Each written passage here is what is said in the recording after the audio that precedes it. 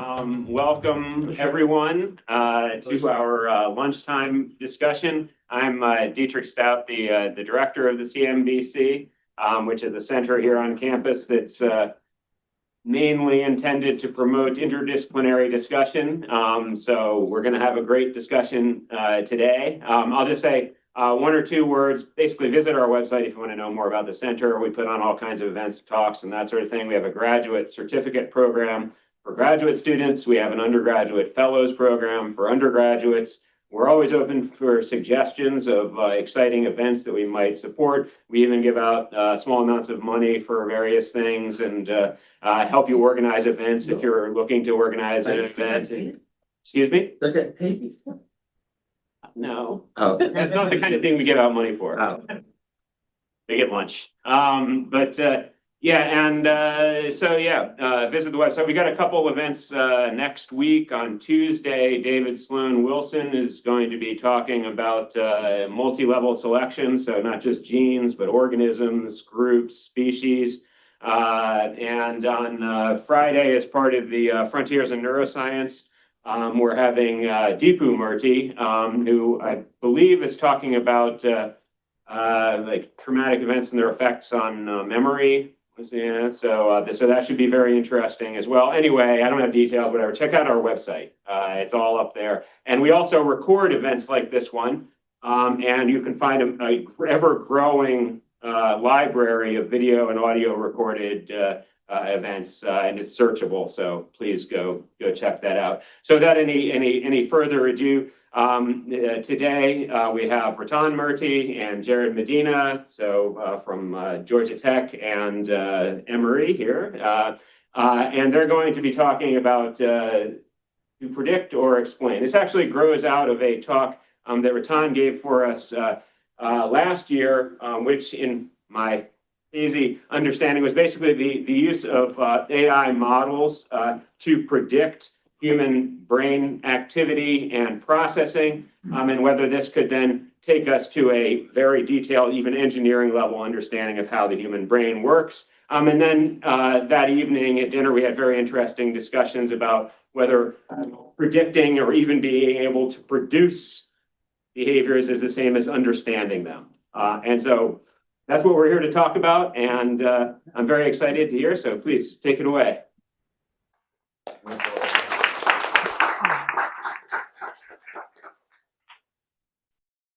Hi, everybody. So I'm going to be going first, and I'm going to be on the explain side. And I want to start off by saying that I really think that explanation is sort of the heart and soul of science. It's what got me interested in a career in science. So when I first started, I did work with brain damaged individuals. And when I was introduced to this, they had fascinating performance. You had people that could like see faces, but not other objects, or vice versa. You had people who could, like, after brain damage, could say read a passage, but not be able to sort of write a passage. People who would have the ability to remember things 50 years ago, but couldn't remember something 5 minutes ago. And when I was introduced to this, I was also introduced to cognitive science as a way to be able to answer these questions, which gave us these really clear mechanistic accounts for explaining why we have the abilities that we have as humans, why our human mind works the way that it does. And it fascinated me, right? So there's this why part. But now there's sort of a new way maybe to answer these questions, these neural networks, okay? They're really powerful. Some of them are really good at prediction, and they have some people questioning whether these old ways where the primary goal is explaining why are the right direction to be taking. Instead, prediction is what matters. If I create something that can predict behavior better than anything else, that's what's going to be the engine of discovery, okay? And so what I'm going to do is I'm going to introduce sort of my side that's defending explanation as the goal of science, and I'm going to break it up into sort of three sections. First, I'm going to talk about how I don't think that a neural net is a theory, that it's not explanatory because it's not a theory and set up that way. It's also not a human brain, okay? And we're going to talk about ways in which it's not a human brain and why I think it's important for our understanding of these models. And then the last thing is I think some of these neural nets are a bit overhyped, okay? And I'm going to use a case study of a certain neural net that I started reading about over the last couple of days that's gotten a lot of hype that I actually don't think lives up to the hype with regards to its ability to explain. All right. Now, all that said, I can understand the promise and optimism that we've got for these neural networks because they've permeated our lives, right? So ChatGPT allows us to cheat on our homework assignments, right? Siri, like we could talk to Siri and it could just transcribe things really well. And Sora can give us videos of Stephen Hawking being chased by the cops.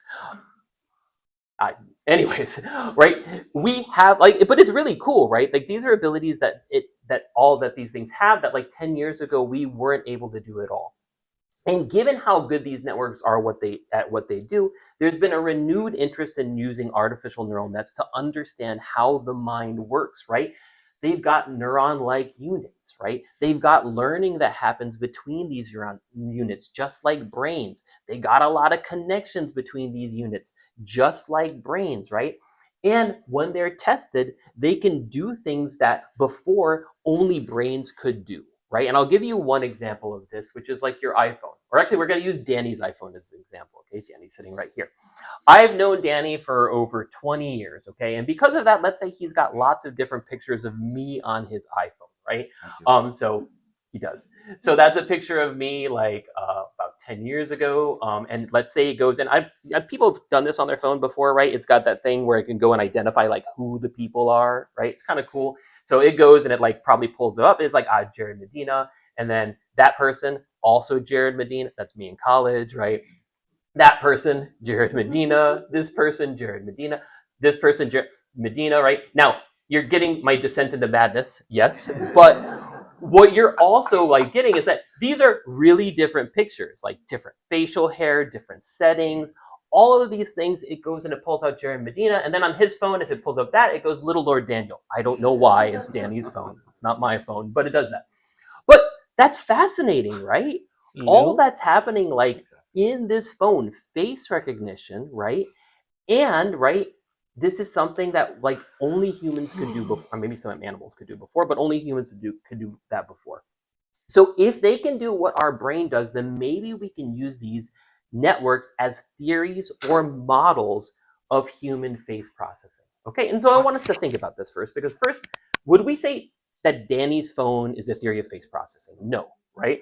We've got input, we've got output, right? What we really need to do is know and understand what's happening in the middle. So now let's kind of maybe flesh out this in the way that these neural nets are often fleshed out.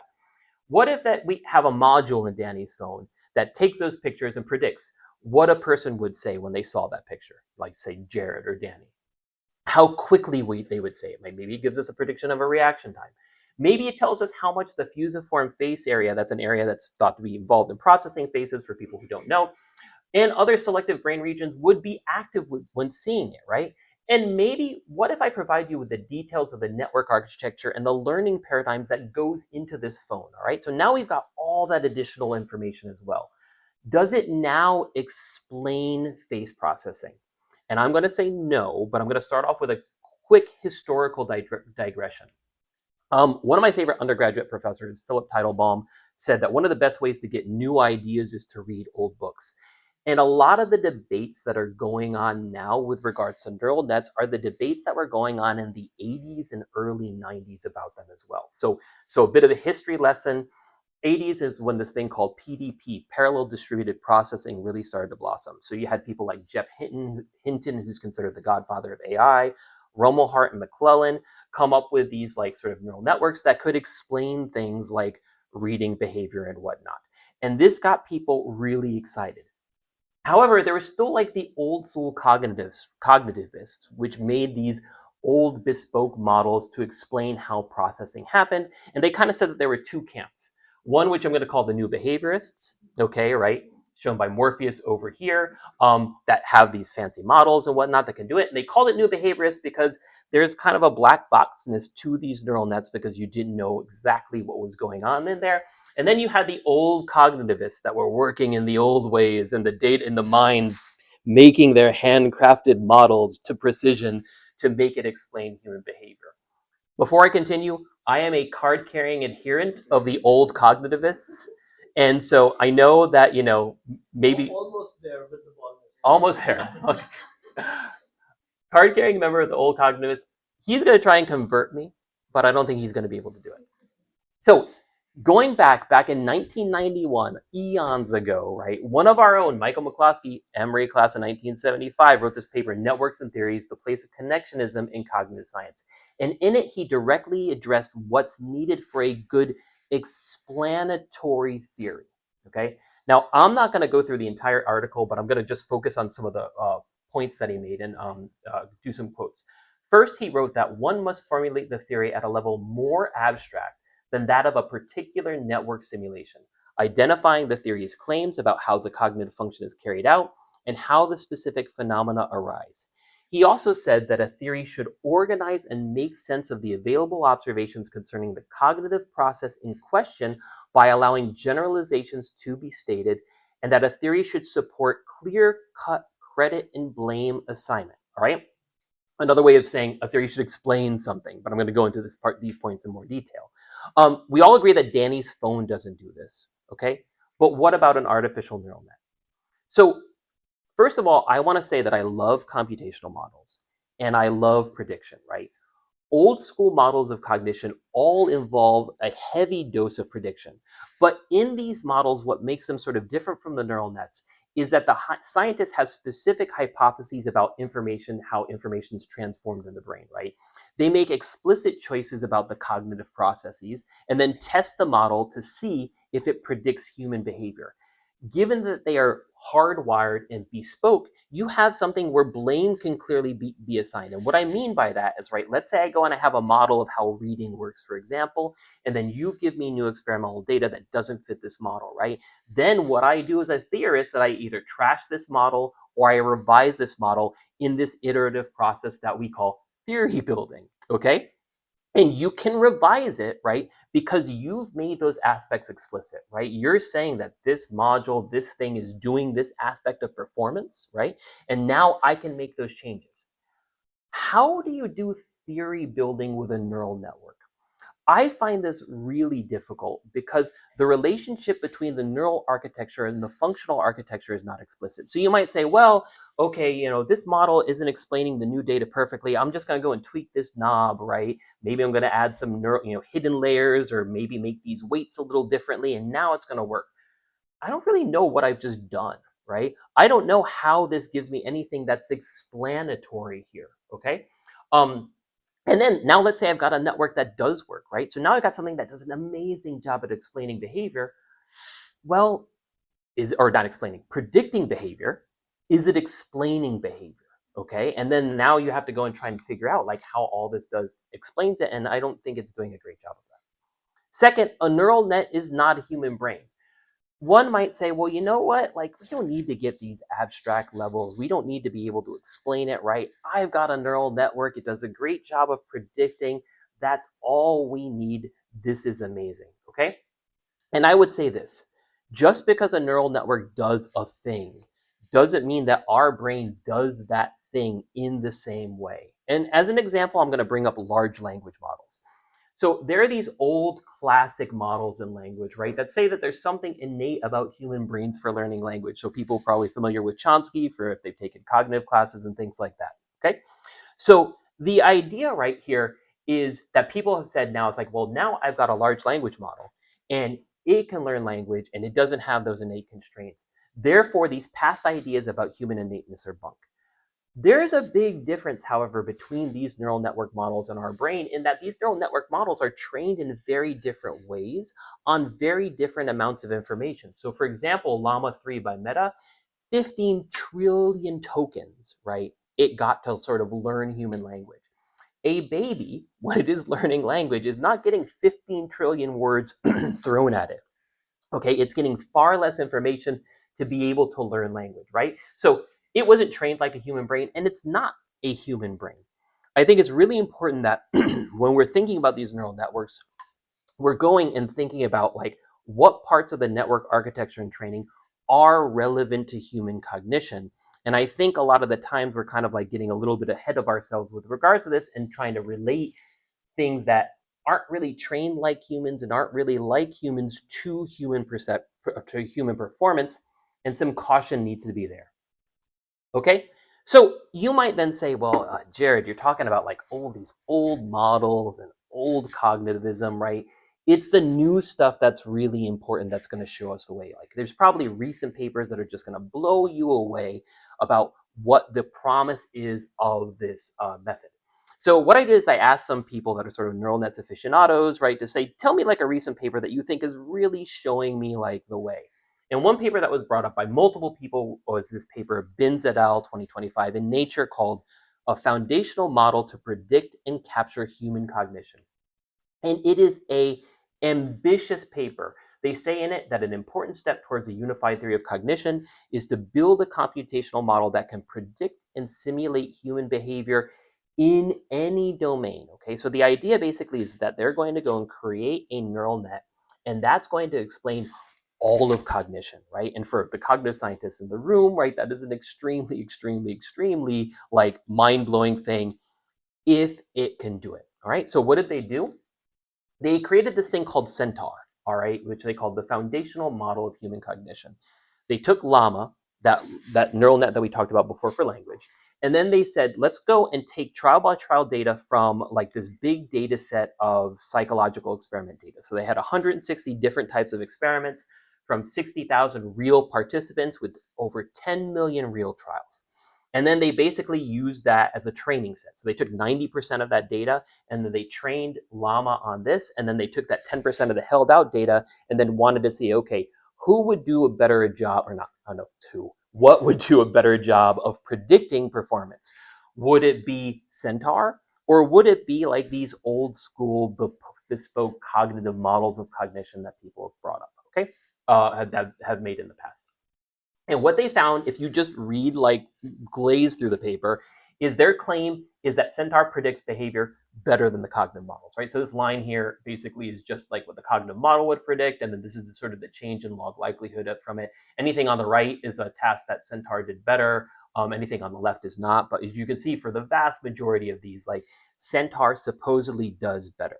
Now, I have issues with this that I'm not going to talk about for the purposes of time, because I want to talk about some other issues that are kind of more clear, easy to see issues with Centaur. First of all, if you dig under the hood just a little bit, what you find is that it actually doesn't perform like humans in a wide variety of ways. So for example, digit span, for the people who are not cognitive psychologists, it's this very easy like memory task, right? Where basically if I give you a series of numbers, like 10 numbers, wait for like 30 seconds and have you then repeat it to me, see how you do, okay? Classic papers like Human Beings 7 plus or minus 2 and their performance on this. Centaur, 64 items perfectly, okay? And again, this is supposed to be a model of how a human performs. Furthermore, if you look at the error patterns of Centaur, what you find when you test it on stuff like this is that it either shows perfect performance or chance performance, okay? Which again, people who do work on memory like know that that's not the way humans act with regard to this. Serial reaction time. This is basically just you're kind of presented with a series of lights and you have to press the buttons with it as fast as possible, right? When they went and they assessed it based on prediction accuracy for prediction ability for accuracy, not reaction time. Okay, humans, right? For each trial, it's going to take them about 400 to 600 milliseconds to respond. The modal response for a reaction time that Centaur says a human would do is 10 milliseconds. Okay, and again, for the people that work with humans, like we all know that is like absurd. It is impossible for humans to make 10 millisecond responses in this kind of task. This doesn't make any sense, okay? Then Centaur is not human in generative performance. And let me kind of explain what I mean by that. The way that they tested this, right, was they kind of took, like, let's say you've got like 100 trials for a subject. And so you go and you give Centaur 20 trials, right? And then it's like, okay, on trial 21, how is Centaur going to do? How's it going to predict? And it predicts better than the cognitive models do, okay? That's great. But then they said, you know what? What these cognitive models can do is they can generate what they think a human is going to do, right? So if I go and I give 100 trials of data to a human being, starting with trial 1, right? What would be the predictions and how they would do on these different conditions, right? So they did the same thing with Centaur and said, all right, starting with trial 1, I want you to predict each trial what's going to happen, and it falls apart. It does much worse than humans do, or it does a much worse job of predicting human performance than these cognitive models, these old school, bespoke, old cognitivist models, right? So I kind of am a little concerned, right, that there's a lot of hype with regard to these neural networks, okay?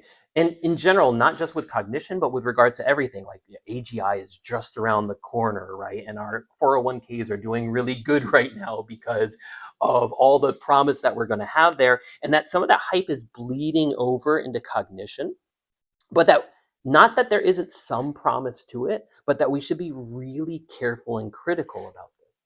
So what is prediction from neural networks good for? I'm not saying that it's not going to be a useful tool. I'm not saying it's not a useful tool at all. I think there are a lot of really good things that could come from it, right? So for example, like I said, I started off my career and still am doing neuropsychology, right? You can lesion these neural nets, right? And if you have really good predictions about what's going to happen and really good ideas about the computations that are within it, you can then maybe use it to sort of do lesion studies in ways that wouldn't be ethical to do on actual human beings.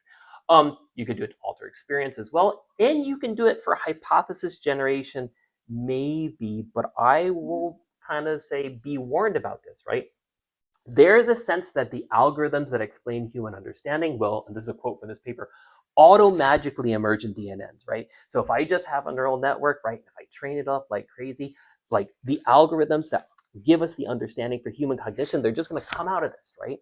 And I really think the proof of the pudding is in the eating here, and I don't think we're at that point yet. We need to be really hypercritical of these models and examine whether they predict or explain human behavior. So in the end, I'm still on team explanation. I'm still on team old school cognitive models, right? But we've got Ratan here to convince you otherwise. So thank you. Oh, sorry. All right.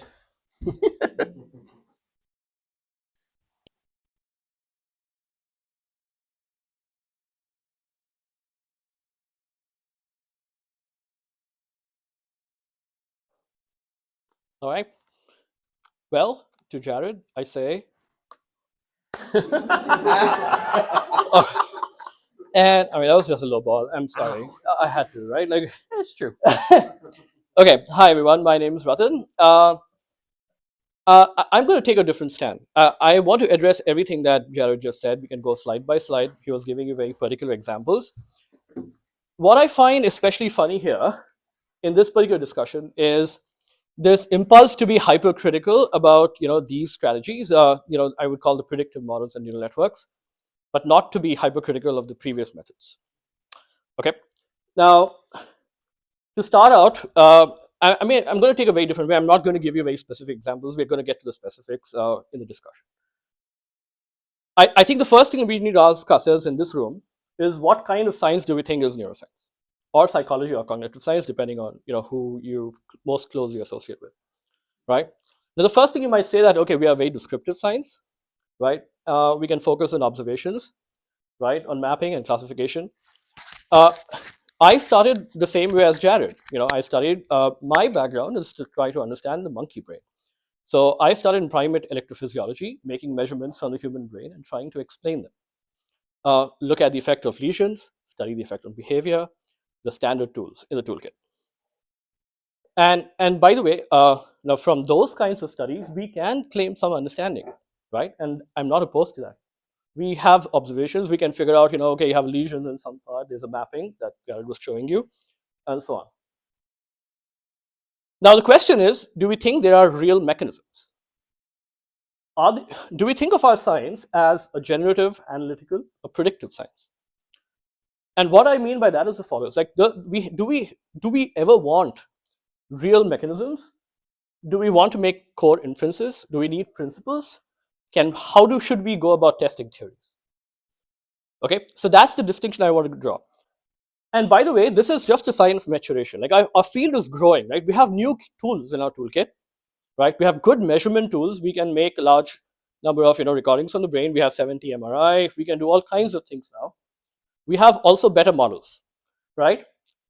And I think Jared is on this side. I think Jared agrees with me, right? That this is where we want to be. We think that there are principles of the brain that we want to understand. There are principles of cognition that we must try to reverse engineer, right? Good.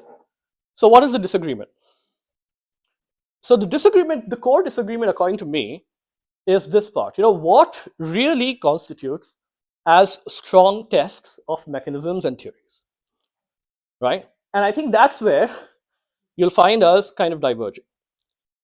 Okay, so now this is the stuff that you already heard from Jared, who's advocating for what I'm going to call explanatory models, because I think the goal for both sides is to explain things.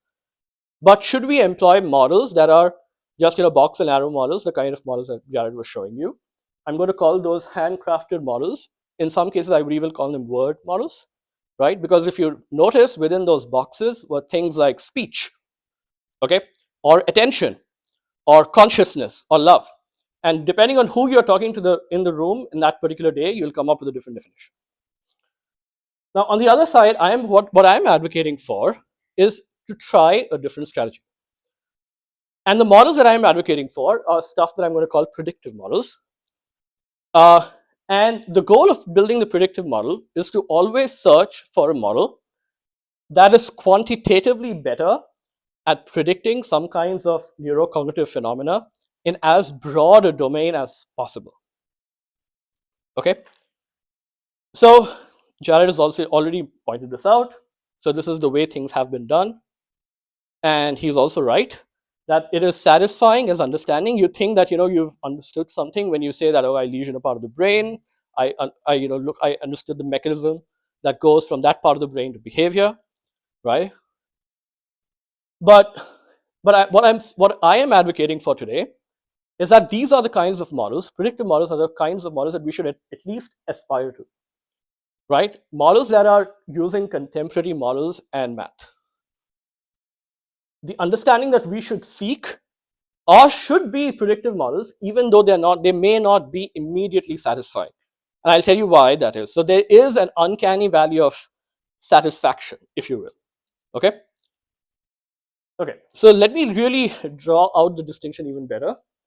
And so I used Hauslin's two axes kind of idea, right? So on the x-axis here is explanation. So you can imagine that if you're on the right-hand side, you have like perfect explanation of things.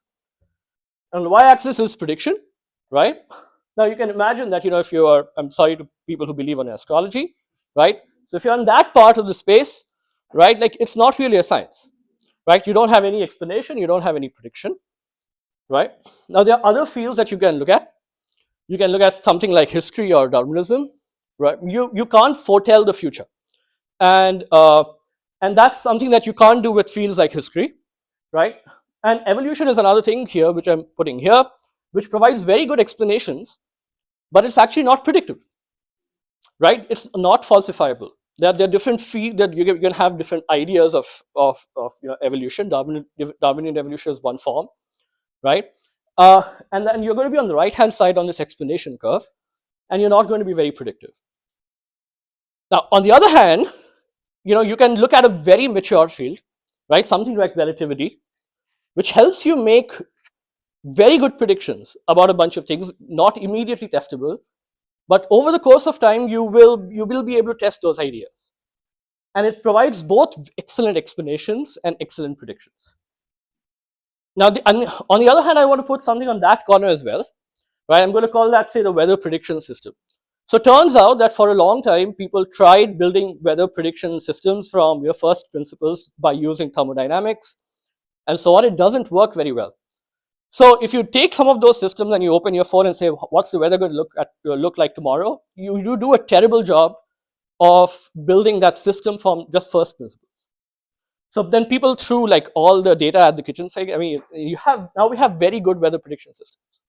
It saves the economy trillions of dollars every year, right? Very good prediction, but actually it doesn't provide that level of satisfaction. Like you don't have very good explanation because it's not built on actual physics, even though you can extract physics principles from them, and I'm going to talk about that as well. Okay. Now, hopefully, if I'm assuming everyone here is like rational, right? And that's where we want to be. So sometime in the future, I'm hoping that both Jared and I will look at our field and say, okay, like we're on the top right corner, and we will celebrate. We will be in the space that relativity is today. Okay, and it's going to unlock a bunch of things once we are in that corner. right? Now, if you are in neuroscience, I think the other thing that we want to do is do more application kind of work, right? Like if you want to do like real-time brain-computer interfaces, that's where you want to be. If you want to do vision restoration, people who are blind, okay, that's where you want to be. If you want to cure mental health diseases, that's where we have to be, okay? Now, obviously, we're not there yet, right? We can't do these things today. Now, that brings to the core of this debate. Where are we and what should we value more?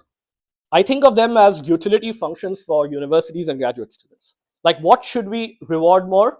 Like what should get published more? How do we choose our professors? How do we train our students, right? What should our utility function look like?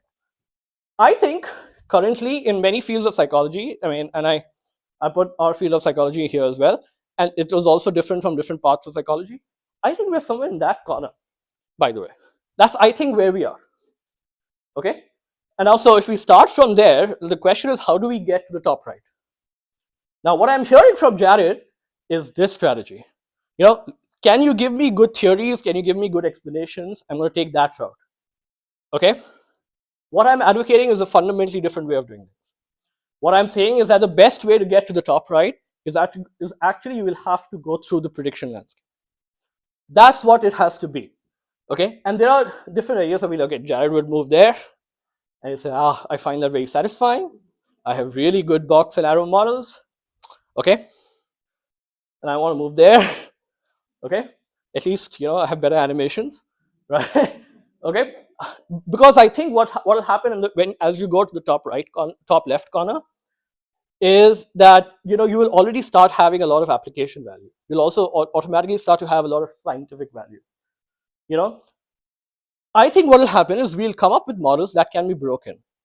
The fact that, you know, Jared can pick up that example of the recent Nature paper and run an experiment on it and say that, look, here's what we cannot do, is something that you right now you will not be able to do with the box and arrow model.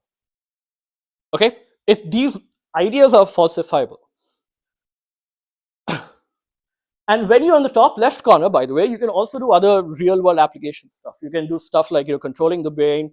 You can do things like diagnosis, and as well as real-time readout and decoding methods, okay? And my concern with going down this route is that we will always be stuck in some kind of local minima, right? We will always feel satisfied that, you know, like, hey, you know, we can explain a bunch of things, even though the domain of explanation is going to be like within that specific task, that those like 3 things don't change the parameters, I've hand-tuned them.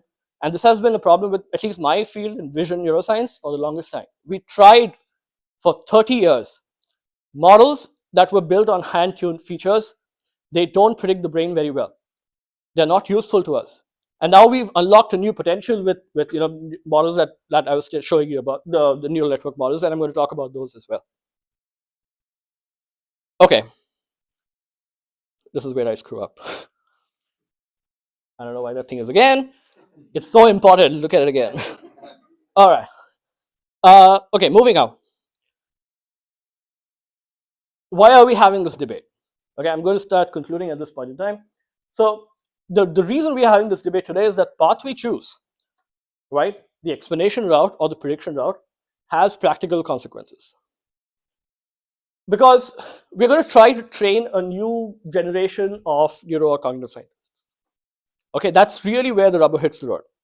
We have a lot of trainees here, and they're not going to look the same if you go down this other path. The research goal is actually, in fact, an educational goal. Okay, and I think we are also living through a very unique period in history when, you know, we have new tools and new methods of thinking about cognition and intelligence, which is really our domain of science. This is the domain of neuroscience, psychology, and cognitive science, and there are a bunch of other new methods out there. Now, the question that I will leave you is like, what kind of science do you want to do? You want to just do more of the same explanatory models, or try to build models that will predict, generate, and understand?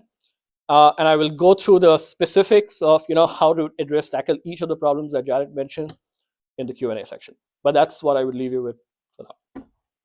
Thank you.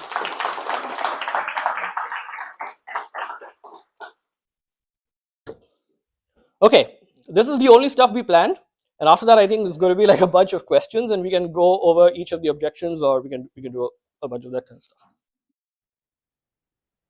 So this comes from a person like me, like who's not too familiar with like all this like modeling stuff, but you just like characterized like computational models as something that is not like falsifiable.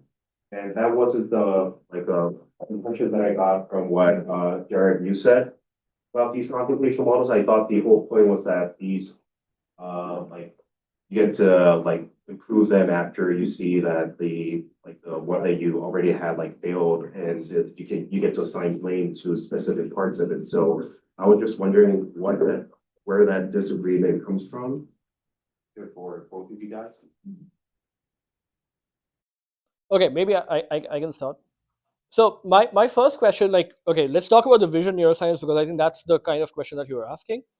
My question for Jared and a bunch of like, people who work on vision neuroscience is, can you give me a model of the OPA or the RSC today that I can falsify?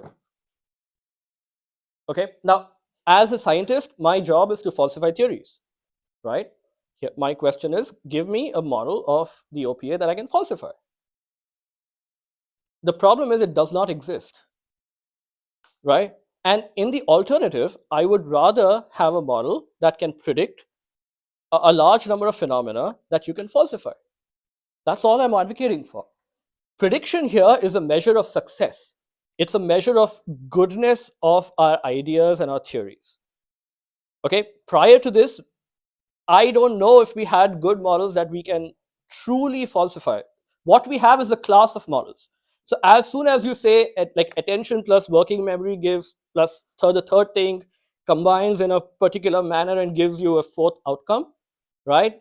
Actually, to me, there are like 10 different models in there, but none of them have been specified in a good enough manner for me to really falsify. All right. And then that comes to the crux of the argument, like, what are we here for, right? If you're not, what are we falsifying with the new experiment? So my response to that would be sort of two things. One, so you mentioned like even though like I do a little bit of vision stuff, like my background was started in language, and now I do a lot of other sort of like bodies and metasensory stuff and things like that. A model of OPA and RSC, it's a model of neural firing, right? And one of the things that I'm interested in is not necessarily, part of me doesn't care about a model that predicts. I understand there's value to it, and it's not like to trash your research because I think it's interesting. But part of me doesn't care about if I've got a model that tells me what PPA or OPA or any kind of brain region is going to do, right? Because that's not my interest as a psychologist, right? And a neuroscientist's interest, an engineer's interest, I can understand that, right? I want to understand the functions, right, that give rise to the behavior, right? I want to understand things not at the, like Mars talked about, not at the implementational level, but at the algorithmic level. Like, what are the algorithms? So there may not be good things for that and OPA and PPA and all these other brain regions. Like, part of me doesn't care, okay? Because for me, that's not the level that I care about when I'm talking about explanation. So that's the first thing I would say to that. The second thing I would say is that example might not be falsifiable, but cognitive psychology and cognitive science is filled with falsifiable models that have prediction, right? So for example, I kind of grew up in language and reading first.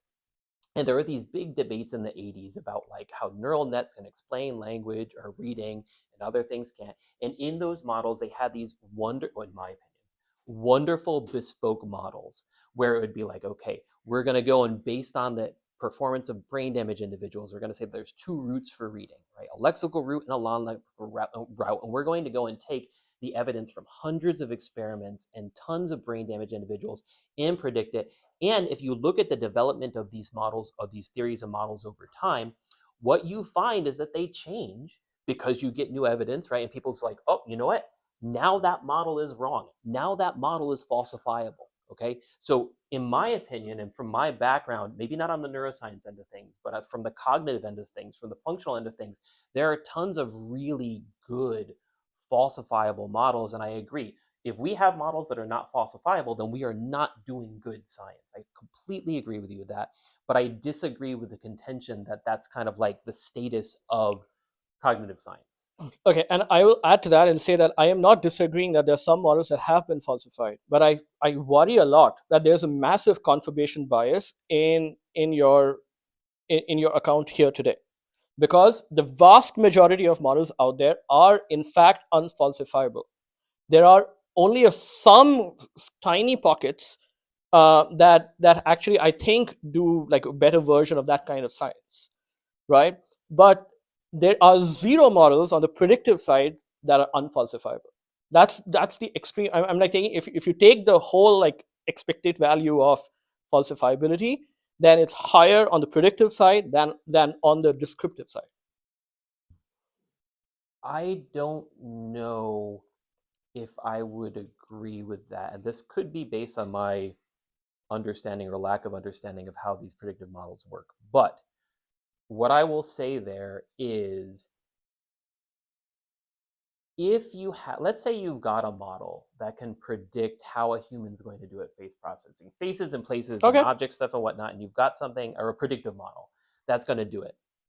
And let's say it goes and it does it at a level that, I don't know, let's say humans are like 98% and it does it at a level 85%, right? People are going to go and tell me like, well, now I've got an amazing model of like how humans do stuff. And I'm going to be like, well, no, because it's like making all these errors and it's doing these things that are things that humans don't do, right? And there, right, then people don't say, well, you know what, because this model isn't acting exactly like a human being, like this model is wrong. They go, oh, and again, not your stuff, right? But I've seen this in other stuff. They go, oh, well, you know, I got to just tweak a few parameters, right? Like, oh, now it's because this weight thing was wrong. Maybe I got to add a few hidden layers and blah, blah, blah. And now I'm going to get it to work. And so I haven't seen a lot of that happening in principle. And they're also like, I don't know how you falsify a model if the bar is not exactly human performance, right? I struggle a bit to know what falsifiability is there. So you probably have a good example of that, so I'd like to hear it.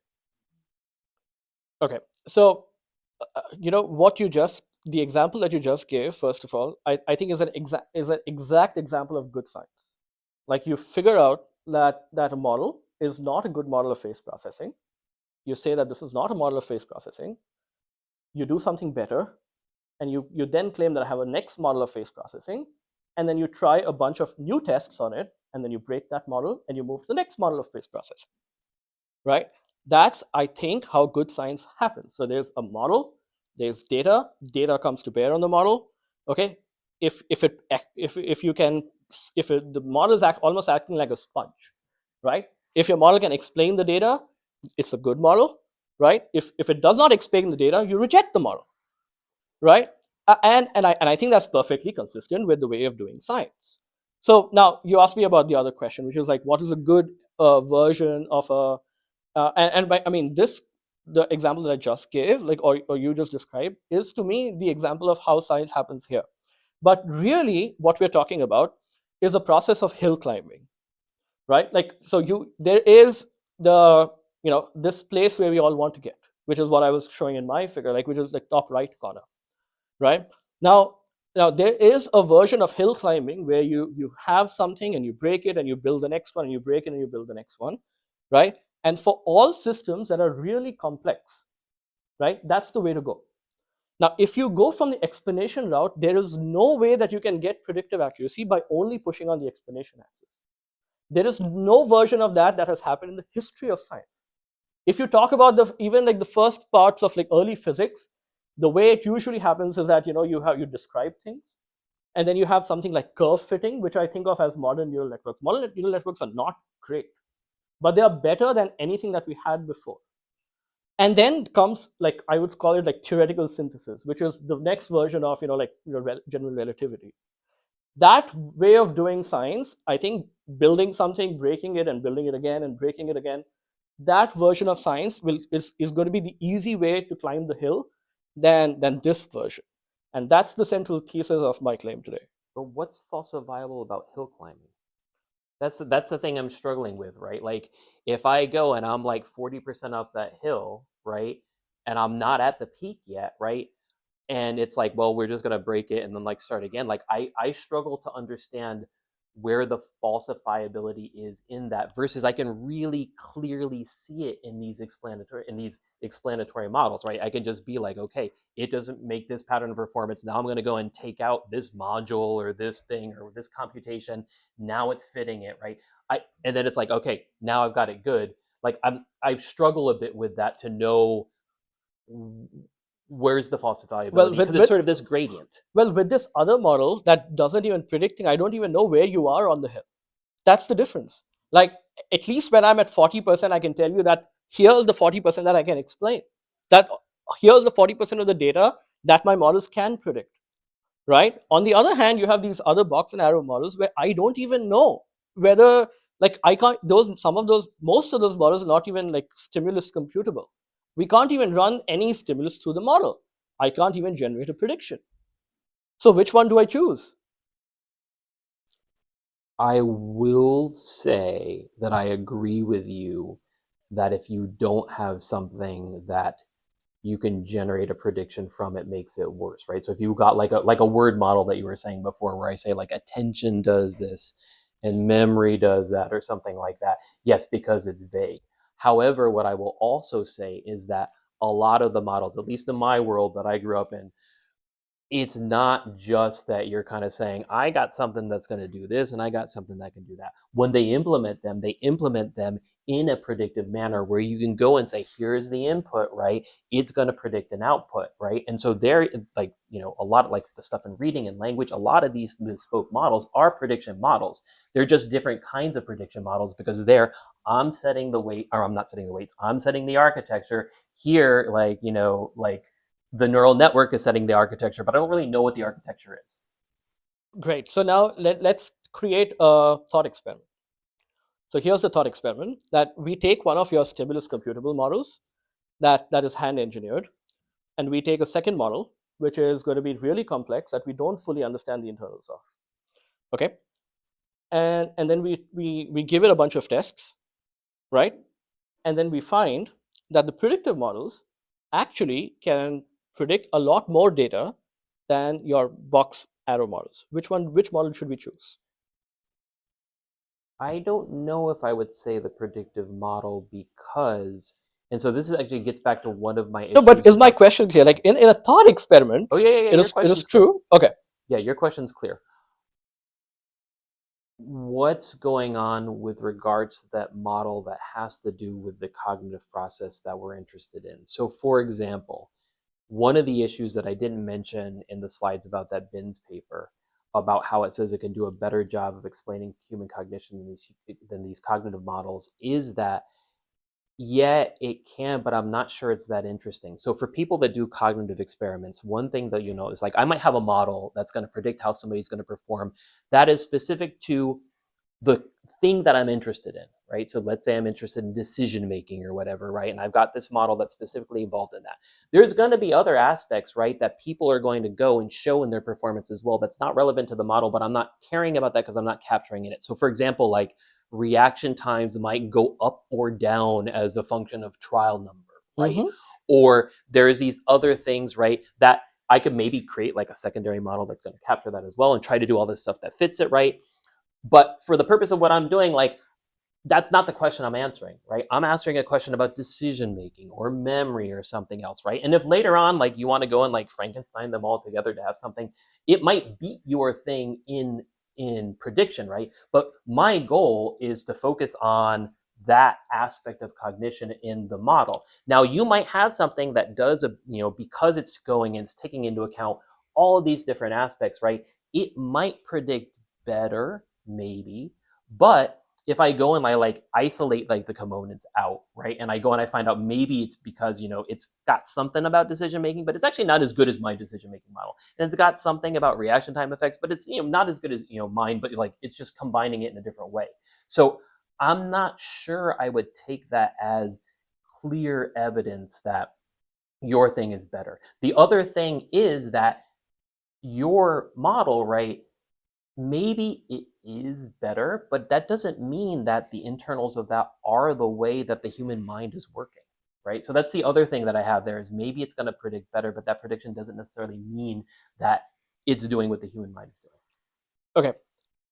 So coming back to that, so I think that this exactly is where the fundamental disagreement is, right? Because if we are not comparing our data on new experiments, and then we do this quantitatively, and we find that one model is better than the other, in my mind we reject it, right? In my mind, like, it doesn't matter if the individual elements is this specific like decision making variable or the working memory variable.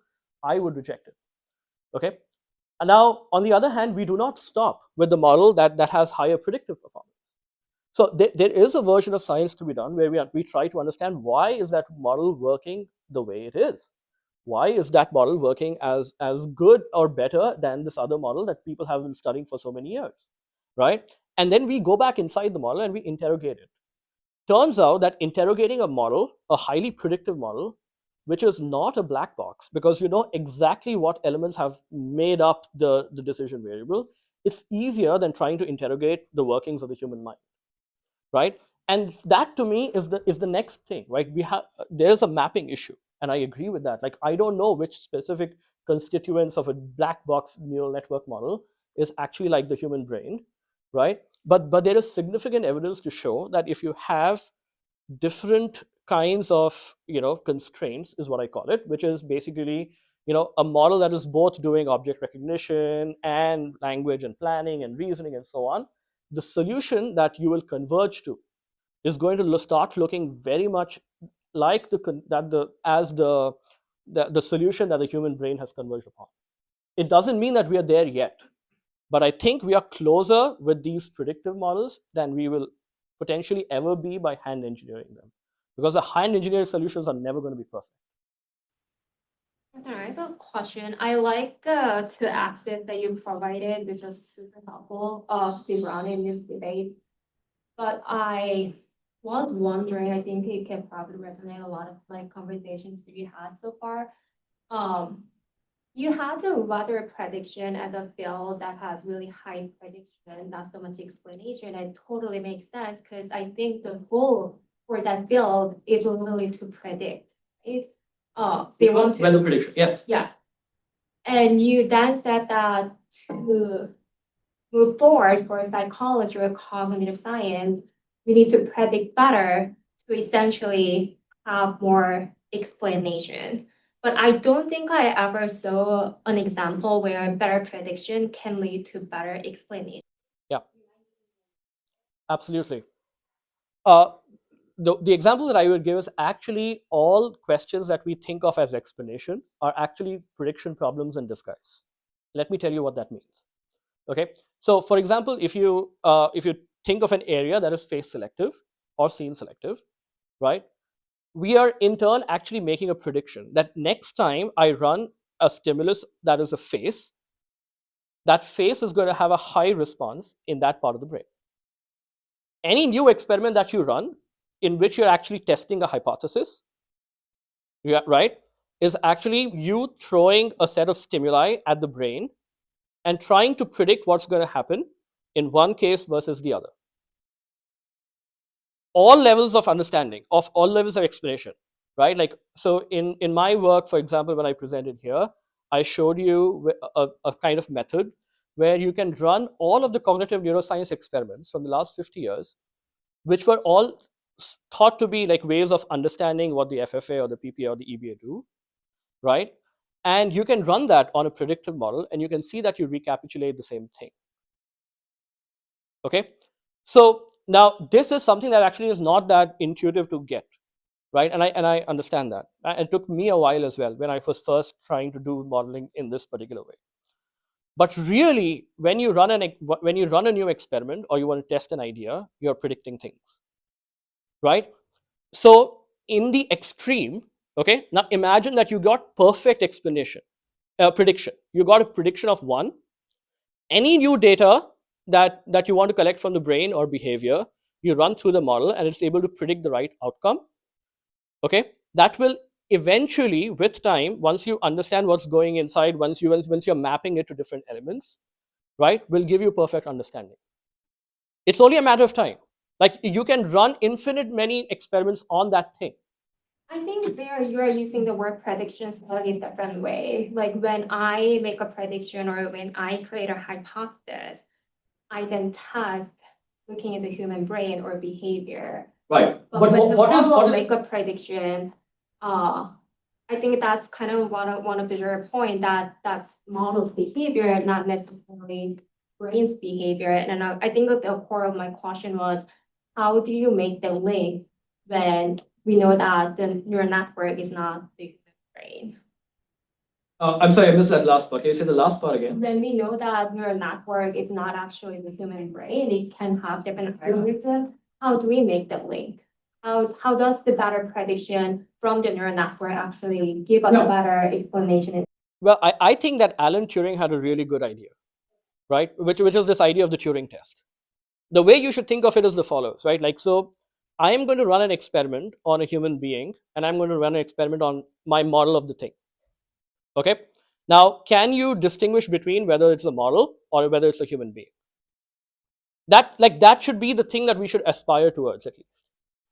Right? In as much as you get the same outcome from a human, if you get that from the model, then you're converging closer to the solution, which is that of the human being. Anytime you run the experiment and that gives you a different outcome from the brain on the model, then we know that the model is not good. Right? Now, my question is, like, what are the alternatives? Right? I have one model that enables you to do this and the other that doesn't. That's where we stand. Yeah, so I'm a philosopher of science, so I've been holding my tongue on this for a while. I know, and I apologize. Yeah. We're not philosophers of science, and I know that this is a broad topic. Yeah, I mean, we're coming at the end, and I don't want to keep anybody longer, but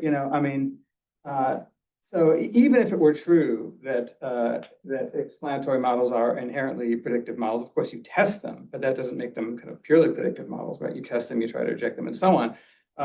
The flip to, well, then if we just try to maximize prediction, we're going to get explanation doesn't follow at all, in fact. And it's a real mask-off moment at the end, I think, to say that the Turing test is the gold standard we should be looking for here. Notoriously, the Turing test is behaviorist. And I'm old enough to remember the connectionist debates of the 80s and 90s, so this is fresh in my memory. But here's the thing, right? So I'll borrow a little terminology from Carl Craver, another philosopher of neuroscience, right? Look, supposing you had a model of some cognitive function or a model of some how some piece of the brain carries out some activity, right? Some neural activity. There might be, and you say, oh, well, it predicts that pretty well. Well, that's fine. So maybe if you understood the internal structure of the model, you would then know something about the internal structure of that area, right? Or how that area is carrying it out, but maybe not. Right? Because, of course, there are lots of ways, in fact, infinitely many ways, or at the very least, indefinitely many ways that you could produce that very same pattern of behavior.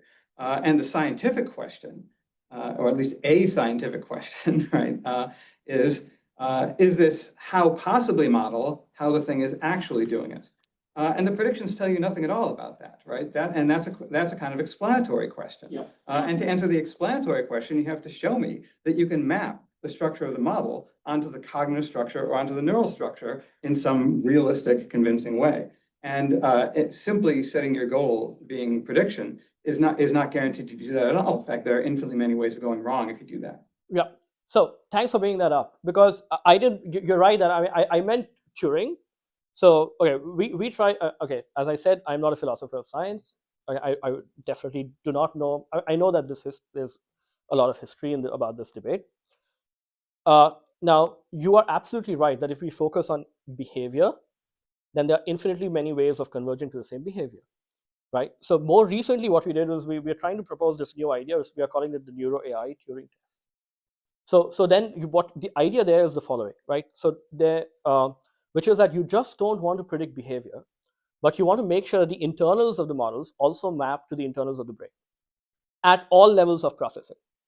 Right. So then what happens? And then there's the counterfactual principle, and it turns out that if you put a large number of constraints on the problem, and if you show that, okay, not just at the behavioral level is there a match with human behavior, But look here, all the internals level, the early visual processing, look, it is very much like V1 maps. At intermediate level processing, it's very much like V4 maps. High level processing, it has all these structures. And now all of them are mapped to the brain. And the causal relationships between those are also mapped to the brain. Like, so you go in and you lesion the FFA, you see a predictable drop in performance. You go outside and you measure from a human being the effect of lesion in that part of the brain, which is what Jared started out, and you're able to predict that. Okay, then you are at some point you're at a closer to a more correct solution. I'll close this by saying, yeah, that's an explanatory model, because you've shown the articulate internal causal structure of the mechanism, and you've showed how those parts are related to one another. Yeah. And we can look at that and say, oh, I see, and now this does explain it, right? Because you see that when you damage it here, you get this kind of result out. You see that when you give it this kind of input, here's why it produces this result. It's not just a bag of a trillion parameters, right? Good. Now it's an explanatory model. Which is exactly what we're hoping for. However, again, you didn't get that convergence just by optimizing on prediction. You did it by going back to well-tested and well-understood methods since Herbert Simon of, how to decompose complex systems. So, I mean, I think that's great, although it does recapitulate things that were, said before, but it's not. Yeah, and I just want to. That's great. That's a good way to end. Yeah, and I just want to add a couple of things. One, I agree with what you said. I also don't think you really answered Yelin's question about, because, and I think this Okay, I'll try again. Yep. It's one of the things I struggle with here. I could be wrong. Is that right? What you just talked about is all stuff that we know about how the visual system is organized. And the question, right? You're saying prediction is going to lead us to explanation, right? So, now do we understand exactly what functions FFA is doing, right? Now do we understand it as an algorithm at an algorithmic level? And you might say, well, maybe not, right? But we're going to get there. This is the better way to get there. And part of me wants to be like, show me the money, right? It's like there's a promissory note that's being sent out that's like, yes, just give us more money, just give us more compute time, just give us tons of servers, and we're going to get there. And I'm a little uncomfortable with that. I think that people should be doing it, right? I think it's a worthwhile thing to try. Yep. But I'm a little uncomfortable that in relating to your slide about careers that graduate students should be taking and blah, blah, blah, blah. If all this money, right, and all this funding is going into that, right, and then that ends up not being the promise, and then the people that are kind of doing the work of the philosophy of the science and thinking about the explanatory models are getting squeezed out, right? Then it's not this harmless thing, right? Mm-hmm. There's a ton of harm in that, because basically what we're just doing is we're making engineers, and nothing against engineering and engineers and whatnot, right? But I'm not an engineer. I'm a psychologist and I'm a neuroscientist, right? And so that's what's important. And if it's kind of, we don't have a lot of funding for stuff, if that explanatory part's getting squeezed out, right, from just sort of a science perspective, then it's not going to be harmless. Yeah. In my opinion. Okay. So let me also make one more thing very clear. In that slide when I was talking about what kinds of stuff we need to train our new students on, we need to have a strong training in the foundations of science, and they have to have a clear understanding of the way of extracting explanation. My thesis is the opposite. I think that we have value in this new research environment, right? Except that in order to contribute to that research environment, we do need to upskill in our computational and math abilities. Because if there's a lot of fluff in the AI companies, and there's also a lot of fluff in people who are just using neural networks to solve all kinds of neuroscience problems. Okay, good science will happen if we apply these ideas that come from the core of science to the engineering domains. And you're seeing more and more of that happening. If you look at the people who are at DeepMind, they're all trained in cognitive neuroscience. If you look at Demis Hassabis was a postdoc around the time when in Tommy Poggio's lab, right? And they've been trained in neuroscience. I think that we're going to get left behind, okay, if we don't apply the same tools that we are using to critically analyze these intelligent systems. And I don't see a lot of us in psychology and cognitive neuroscience truly engaging with these methods. with these new models out there. But I think we need to upskill. And that's the point I'm trying to make. It's not that you give away like all of that training, okay? But the next time, you know, you are confronted with a doctor and then, you know, I actually have collaborators who told me that, hey, I'm going to resect this part of the visual system. Can you tell me what's going to happen? And my answer is like, I don't know, man. You do your job. Like, I don't know. And that is really bad for a bad look for our science. And I think that once we have these kinds of models where we can map to the brain, we'll be able to give them a better answer. And I think that's going to look like explanation for us in science. But truly the engine of that is going to be these predictive models. Although I agree that our trainees should get more computational training completely, I'm not sure that prediction as the first thing is the way to go with that, though. But there's things I've made before, points I've made before. And oh yeah, that's right. Yes. You're really a trade-off between prediction and explanation.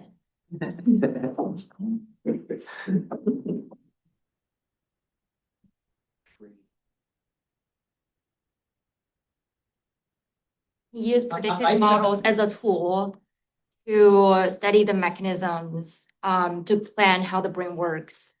As I said in my introduction, I like prediction. I love computation, right? So like I do work on multisensory integration, and there are these beautiful, elegant models about how we combine information from the senses that use these really core, simple principles that give us something that do a good job of predicting human behavior, but don't do a perfect job of predicting human behavior. And I actually want to kind of make them better, okay? So I think prediction can be a core part of explanation, right? But I do think that the two have to be married together, right? For me, for my opinions, right, which differ from yours, for how we're going to continue to advance as a field. So I don't like to kind of think of like explanation as this thing where it's like without prediction. I think prediction is an important component to it, right? As a way to test your model, right? As a way to kind of be like, is it the case, right? Are we being too vague? There's tons of bad models and cognitive stuff where we are too vague about what we're laying out, right? And I agree with you, right? That we want to get away from that sort of stuff, right? And prediction helps. But I think that if we're starting with prediction, we're putting the cart before the horse a bit. I don't think we need to go these two paths, but we can go. I hope you're right. I won't. You're a young graduate student, so you can go that path. First of all, I think I agree with everything that you just said. I think we need to be super critical of both of these strategies. And I am as critical of the predictive strategy as I am of the explanatory ones. I think my bias comes also from having worked with these other class of models, which have been, which I have felt satisfied with, but are clearly incomplete understanding of what we want to achieve in neuroscience. And I feel that, like it's time for us to get more serious about, like the real practical things like diagnosis and stuff like that. And I think there will be this uncanny valley, is what I'm calling for a while, with respect to understanding. We got to be comfortable with that for a little while also keeping our eyes on the final goal, which is, as you said, both explanation and prediction. Because really, it cannot, both of these cannot be devoid of each other.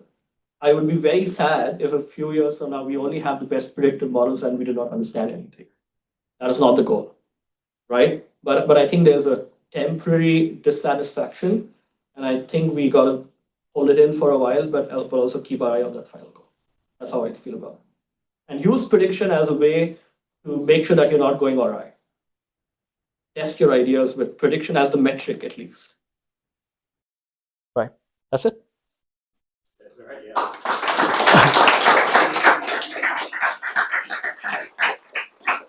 I would say maybe what we need is more interdisciplinary collaboration. Yeah. But